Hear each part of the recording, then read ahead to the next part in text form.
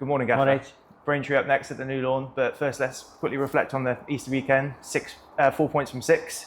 A good point on the road on Truro? Yeah, it was in the end, especially with the conditions. In all my time playing football, I've never experienced conditions like that. Credit my players in the first half to keep a clean sheet, went ahead with 10 men, and then they got a late equaliser, but I thought a point was fair. I thought we were lucky not to concede a penalty also in the last minute. But 4 points from 6, that means we're 9 points above that playoff line with 3 games to go. I think we're 18 goals better off than Halifax. I would suggest that unless there's unusual circumstances, that we'll be in the playoffs now. With 3 games to go, which is a great achievement from this new group. And now going forward, with 3 games left, there'll be an opportunity now for us as coaching staff to look at different formations, different personnel, with 3 games to prepare for. It looks like it could be an away playoff quarter final.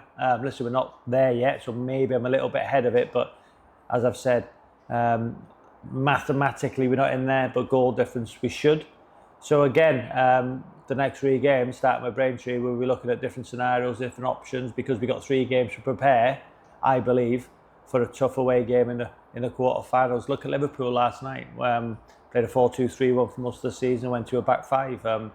But again, didn't look great. They could have conceded more than 2, and they weren't a threat going forward. So these are all the options and solutions you've got to look for as a management team ahead of what's going to be a real tough playoff quarter-final.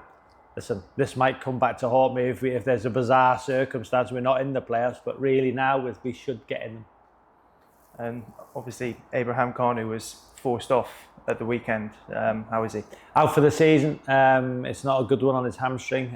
Could be a 3-monther. He's been brilliant for us. Great kid. Got the broken jaw at Woking, didn't he? Come back, done exceptionally well. Got back quick. With his desire, so he'll be missed. He's played over 40 games for us this season. Brilliant attitude. He'll be missed. He'll be missed. Us only on the pitch, but off the pitch, he's great around the place. Want to thank him and Reading for let us have him and develop him, like with Ashkar. But yeah, it's a blow for the team. It's a blow for the group. Because he's been brilliant for us. So again, we'll have to look at other situations, solutions there. Geordie, hopefully he'll have a full week of training. And I'll have conversations with the physio department to see how many minutes he's got in at the weekend. But we've just got to make sure now that we have personnel ready to go, hopefully on the 28th or 29th of April. I think that's the date of the quarters.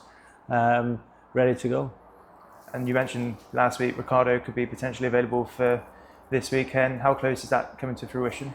Well, great news that Sean and Ricardo will be on the bench on Saturday. That's amazing. And Cairo, Hartlepool. So there's 3 big players back for us. So I think the fans will be excited to see Sean. Obviously he's been out a while, but that cross against Luton in the opening 3 minutes is what he can do. He can play on the right, he can play on the left, he can play at fullbacks. So yeah, he'll be like a new signing, as will Ricardo, because Ricardo started with us, got goals, then got sent off. Unfortunately for him and for us, because I didn't believe it should have been a second yellow.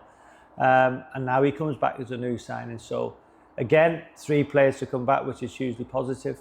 Talking about fullbacks, when you build a squad, because we lost some good players.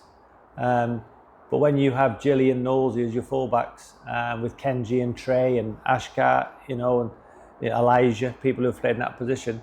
But when Tom Knowles has got 16 goal involvements, 11 goals and 5 assists, and Gilly's got 17 goal involvements, 6 goals and 11 assists from the fullback areas, that's the way we want to play, and they've done really well. Trey's done good, Kenji's done good, Elijah, Ash. But again, that's the profile we want. So going forward, do we stick with the fullbacks or do we go to a back 5 with wing backs?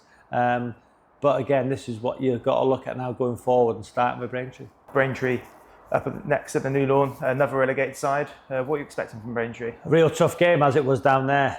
First and foremost, Steve has done a brilliant job. I know they've got relegated and people think, they've got relegated. How can he have done a brilliant job? Well, he has. You look at, in terms of the budgets in this league, I'm not sure where Braintree are, but I'm not sure they've been near the top. They've been competitive in most games. They've probably lost some good players also. So he has done a remarkable job. And when we went there, the fans were great. The hospitality was great. The people behind the scenes, the volunteers were great. And it's a wonderful football club. And I really mean that. And Steve was a real humble manager, humble guy in the way, we got on, spoke to each other a few times after the game.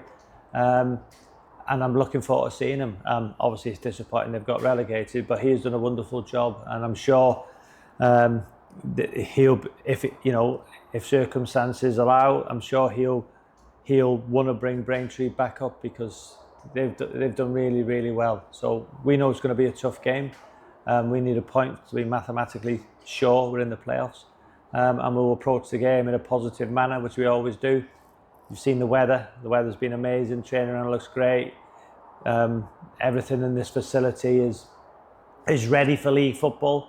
And we're going to put ourselves in a position where we're going to have our best shot in the next 3 games to beat last season's points total and also to try and win the playoffs.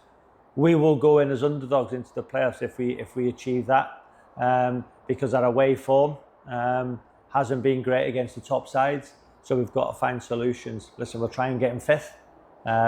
That looks unrealistic, but there's still an opportunity if we win all 3 games. So we're going to take this game as a playoff game. Let's have that mentality now that the last 3 games are playoff games. Let's see what we can do. Let's have that mentality. Let's build resilience and confidence and everything, to that playoff game. This interview might come back to haunt me if we don't get them, but if we don't, we won't deserve to. There's also a few initiatives going on at the New Lawn this weekend with the North Stand offer for the last 2 home games, and also we're hosting the women's game, which is a big game in terms of league standings. Yeah, firstly, another great initiative from Dale and the club. What this club does for the community is brilliant, and grassroots football. So, as many grassroots teams in the North Stand as possible with 2 games to go would be great. And then on Sunday, 2:00 kickoff, the women's team take on Torquay. Both teams undefeated this season, both going for the title, with still a few games to go. So I urge people, our fans, to go and support the women's team on Sunday, like they did against Gloucester in that 2-2 draw, which was we were 2-0 up. So again, it's great things that happen at this football club. And it's going to be hopefully a pivotal weekend for both the men's and the women's teams.